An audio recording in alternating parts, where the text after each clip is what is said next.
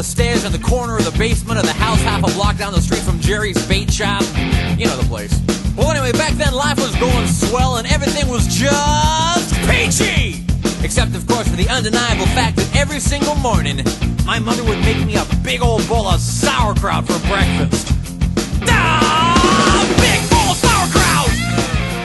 Every single morning! It was driving me crazy! I said to my mom, I said, "Hey, Mom, what's up with all the sauerkraut?" And my dear sweet mother, she just looked at me like a cow looks at an oncoming train. And she leaned right down next to me. And she said, "It's good for you!"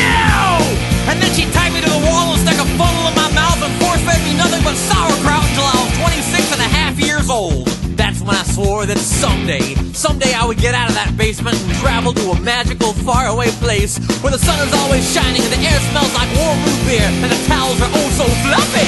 Where the Shriners and the lepers play their ukuleles all day long and anyone on the street will gladly shave your back for a nickel. Waka waka doo-doo, yeah! Well, let me tell you people, it wasn't long at all before my dream came true. Because the very next day, a local radio station had this contest to see who could correctly guess the number of molecules in Leonard Nimoy's butt. I was off by 3, but I still won the grand prize. That's right, a first-class one-way ticket to Albuquerque. Albuquerque. Oh, yeah. You know, I'd never been on a real airplane before, and I gotta tell you, it was really great. Except that I had to sit between 2 large Albanian women with excruciatingly severe body odor, and the little kid in back of me kept throwing up the whole time. The flight attendants ran out of Dr. Pepper and salted peanuts, and the in-flight movie was Biodome with Pauly Shore, and oh yeah, 3 of the airplane engines burned out. We went into a tailspin and crashed into a hillside, and the plane exploded in a giant fireball, and everybody died! Except for me. You know why? 'Cause I had my tray table up, and my seat back in the full upright position. Have my tray table up, and my seat back in the full upright position. Have my tray table up, and my seat back in the full upright position.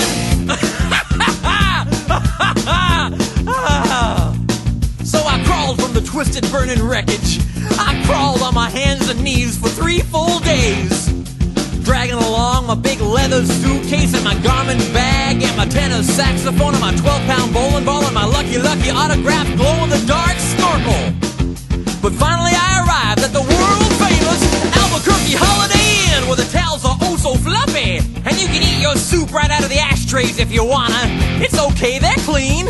Well, I checked into my room and I turned down the AC and I turned on the Spectrovision and I'm just about to eat that little chocolate mint on my pillow that I love so very, very much when suddenly there's a knock on the door. Well, now who could that be? I say, who is it? No answer. Who is it? There's no answer. Who is it? They're not saying anything.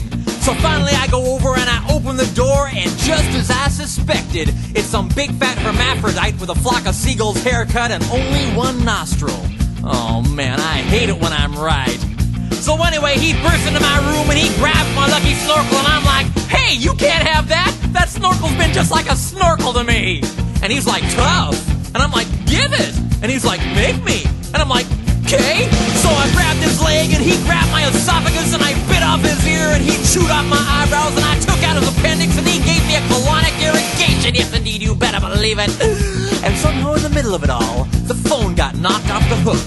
And 20 seconds later, I heard a familiar voice. And you know what it said? I'll tell you what it said. It said, "If you'd like to make a call, please hang up and try again. If you need help, hang up and then dial your operator. If you'd like to make a call, please hang up and try again. If you need help, hang up and then dial your operator." In Albuquerque, Albuquerque. Well, to cut a long story short, he got away with my snorkel.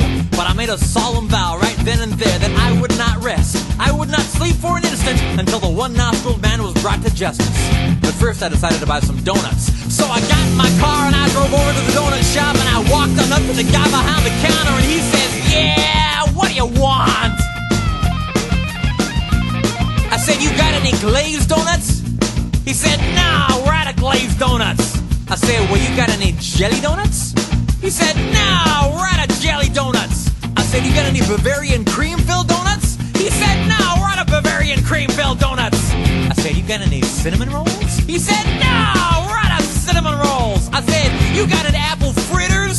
He said, no, we're out of apple fritters. I said, you got any bear claws? He said, wait a minute, I'll go check.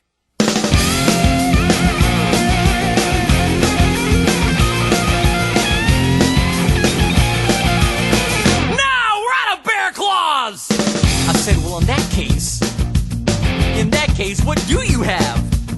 He says, all I got right now is this box of 12 starving, crazed weasels. I said, okay, I'll take that. So he hands me the box, and I open up the lid, and the weasels jump out, and they immediately latch onto my face and start biting me all over. Oh, man, they were just going nuts. They were tearing me apart. You know, I think it was just about that time that a little ditty started going through my head. I believe it went a little something like this.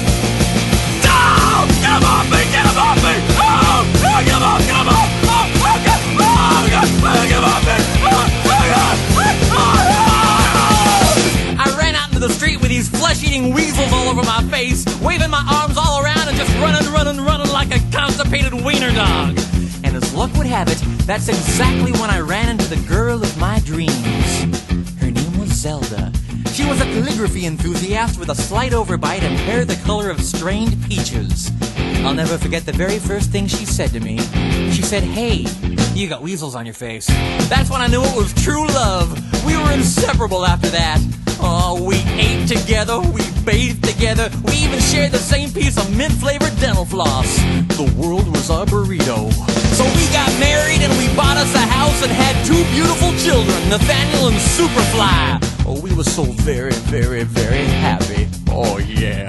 But then one fateful night, Zelda said to me, she said, Sweetie Pumpkin, do you want to join the Columbia Record Club? I said, whoa! Hold on now, baby! I'm just not ready for that kind of a commitment! So we broke up and I never saw her again, but that's just the way things go! In Albuquerque! Albuquerque!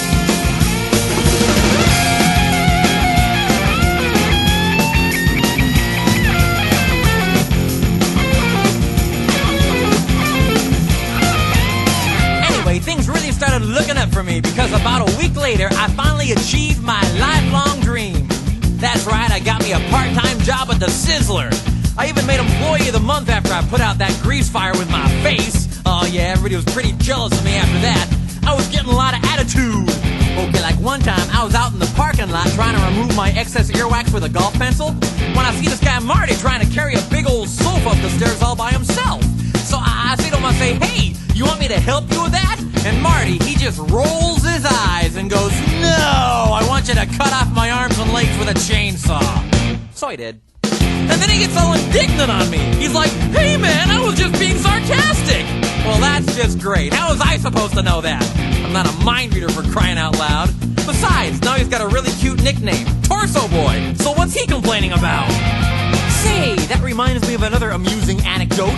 This guy comes up to me on the street and he tells me he hasn't had a bite in 3 days. Well, I knew what he meant, but just to be funny, I took a big bite out of his jugular vein. And he's yelling and screaming and bleeding all over, and I'm like, hey, come on, don't you get it?